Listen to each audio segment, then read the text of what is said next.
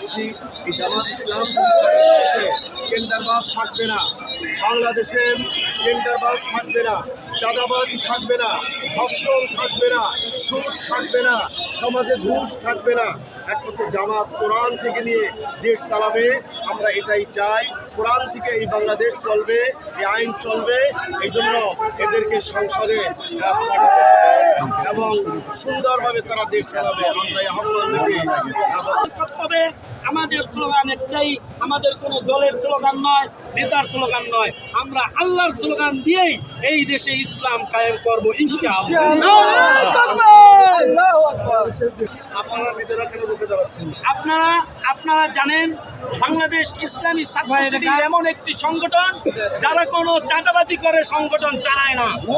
আমাদের প্রত্যেকটা ছাত্র ইসলামী ছাত্র শিবির ছাত্র সংগঠনের প্রত্যেকদের পকেটের টাকা দিয়েই আমরা রাজনীতি করি। সুতরাং আমাদের নেতারাও, আগেও আমাদের নেতা ছিলেন মাওলানা মতিউর রহমান নিজামী, আপনারা জানেন, দেখেছেন, তারাও ছিলেন, মন্ত্রী ছিলেন, 1 টাকাও দুর্নীতি করতে পারে না। সুতরাং আমরা একথাই বলতে চাই, আমাদের নেতা নয়, আমরা ইসলামকে অনুসরণ করে, আমরা কোনো লুটপাটের ভিতরে নয়, চাঁদাবাজির ভিতরে নয়।